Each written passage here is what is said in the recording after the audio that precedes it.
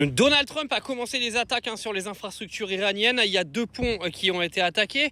Donald Trump donne un ultimatum pour venir expliquer que si le détroit d'Ormuz n'est pas réouvert, il va tout faire sauter. Mais en fait, Donald, t'as pas compris, c'est qu'avant que tu pointes ta tête de con en Iran, oui, le détroit d'Ormuz, il était ouvert en fait.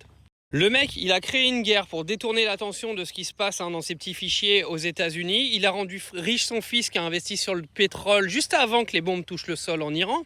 Il a fait fermer le détroit d'Ormuz parce que c'est ces attaques qui ont fait en sorte que le détroit soit fermé. Il était ouvert jusqu'à l'heure d'aujourd'hui et tout se passait bien. Il est en train d'emmener le monde dans une catastrophe économique sans précédent. C'est pas moi qui le dis, ce sont les spécialistes et des experts financiers. Les amis, nous nous dirigeons vers la pire crise énergétique de l'histoire de l'humanité. Ce n'est pas moi qui le dis encore une fois. Et en parallèle de ça, le gars se fait passer pour une victime. Il vient nous expliquer que c'est grâce à lui que le monde va être sauvé, c'est grâce à lui que le régime des mollahs va disparaître. Vous êtes au courant qu'en gros, il y a un des responsables aujourd'hui des attaques qui sont menées sur l'Iran qui est venu expliquer que chaque Iranien qui possède une arme en Iran a essayé de tuer tout ce qui correspondait aux États-Unis là-bas. C'est-à-dire dès qu'il voyait un truc passer, il tirait dessus. C'est bizarre parce que le narratif qu'on nous a vendu, c'était que le peuple iranien voulait faire tomber son gouvernement. Ça marche plus, ça. Vous savez qu'on nous a aussi appris ce matin qu'il y a 14 millions d'Iraniens qui sont prêts à aller se battre là. Bah merde, je croyais qu'ils voulaient faire tomber leur gouvernement, les Iraniens. Là, on peut dire que les Américains, ils ont quand même été ultra efficaces.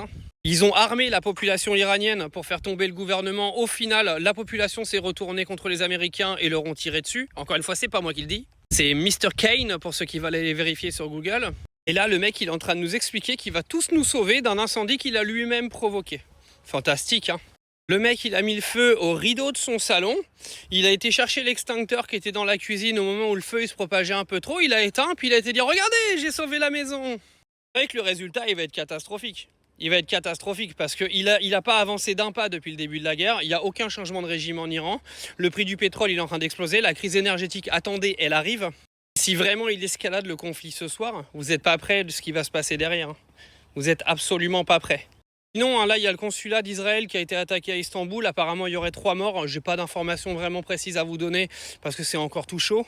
Il y a des infrastructures iraniennes qui sont déjà touchées à l'heure où je vous parle. Donc, croyez-moi que si ça dégénère, l'Iran, ils vont tout faire sauter. Que ce soit aux Émirats arabes, au Qatar, à Bahreïn, au Koweït, ils vont tout faire sauter. Déjà commencé avec les structures énergétiques en Arabie Saoudite. Donc, croyez-moi qu'ils ne vont pas s'arrêter là. Parce que si Trump il veut jouer all-in, ça va être all-in pour tout le monde. Vous savez quand même que le truc le plus fou là-dedans, c'est que cette guerre, elle aurait jamais dû démarrer en fait. C'est hallucinant.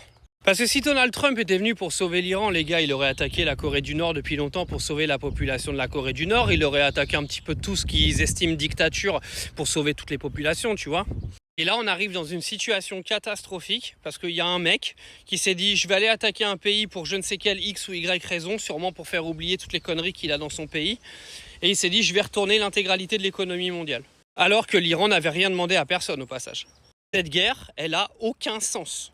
Donc essayez de me trouver un sens dans les commentaires parce que pour moi, elle en a 0.